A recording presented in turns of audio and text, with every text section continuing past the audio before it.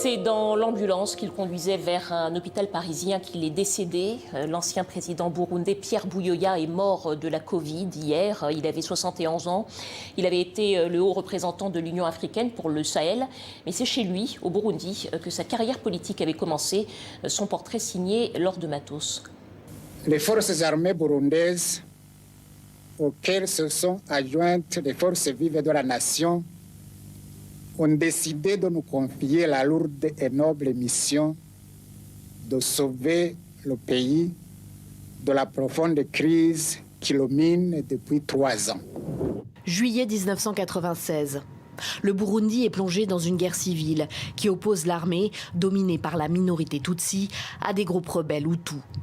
Pierre Buyoya, lui-même militaire et Tutsi, devient président pour la seconde fois.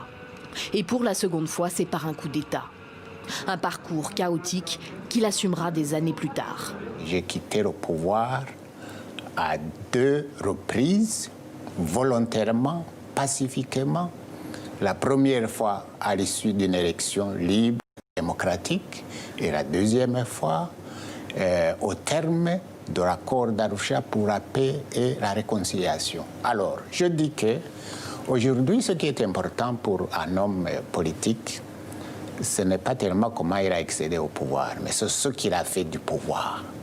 En effet, conformément aux accords de paix d'Arusha signés en 2000, Pierre Buyoya quitte le pouvoir définitivement 3 ans plus tard. Il entame alors une seconde carrière, celle de médiateur dans des conflits africains. En 2012, il devient haut représentant de l'Union africaine au Mali et au Sahel. Ses relations avec le régime burundais sont alors au beau fixe. En 2015, elles s'enveniment lorsque le président Nkurunziza brigue un 3e mandat controversé. Le pouvoir burundais reproche à Pierre Buyoya d'être l'un des instigateurs de la crise. Lui nie en bloc. En octobre dernier, il est condamné par la justice burundaise et par contumace à la prison à perpétuité pour l'assassinat de Melchior Ndadaye, l'homme qui lui avait succédé en 1993 à la fin de son premier mandat. Pierre Buyoya quitte ses fonctions à l'Union africaine.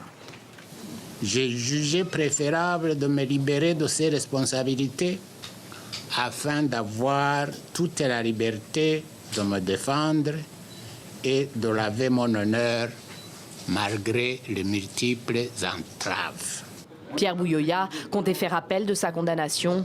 Il n'en aura pas eu le temps. Et ce soir, c'est aussi aux représentants de l'Union africaine au Mali et pour le Sahel que les politiques ont rendu hommage à Bamako. L'ancien Premier ministre Soumeilou Maïga s'est exprimé, Thierry Dramé également, et Bandao, le président de la transition. Et qu'en est-il des réactions ce soir au Burundi? Eh bien, nous sommes allés recueillir la réaction de l'opposant Tassien Sibomana. Il est le dirigeant du parti d'opposition l'Union pour le progrès national et il rend hommage à un homme d'État. On l'écoute. Il avait initié la politique de l'unité nationale qui, à mon avis, aurait produit des effets escomptés si elle avait eu le temps d'être réellement cimentée et d'être réellement implémentée, comme on dit. Nous attendons de l'état de choses. D'abord, qu'il autorise le rapatriement de son corps et que ces funérailles soient dignes d'un ancien chef d'État à 2 reprises. Et nous sommes à présent avec le journaliste Antoine Kabouraé. Bonsoir, vous êtes le fondateur du groupe de presse burundais, Iwachu. Vous vivez actuellement en exil. Alors Pierre Buyoya était un acteur politique reconnu au Mali, au Sahel et dans toute l'Afrique. Comment est-ce qu'il était perçu chez lui au Burundi? Je dirais que c'était un homme considéré comme un homme de dialogue, celui qui a accepté de mettre fin à la guerre et d'aller à Arusha pour négocier, souvent contre son camp. C'est aussi un homme qui écoutait beaucoup et qui avait marqué la scène nationale, notamment par sa politique d'unité nationale, qui a signé la rupture d'une politique exclusive, notamment à l'égard de la majorité Hutu. Alors, Pierre Buyoya, on l'a vu dans le sujet de Laure de Matos, c'était évidemment l'homme des accords de paix d'Arusha, mais c'est aussi un ancien putschiste qui a été d'ailleurs condamné au mois d'octobre à la perpétuité pour l'assassinat de l'ancien président Ndadaye. Comment est-ce que vous qualifiez son action comme homme d'État et comment est-ce que ses concitoyens, ses compatriotes le percevaient ? Au Burundi, beaucoup rappellent que c'est grâce à lui que la question ethnique qui avait été mise sous le boisseau pendant plusieurs décennies a été abordée frontalement, en profondeur. C'est aussi le militaire qui a accepté de s'effacer par 2 fois.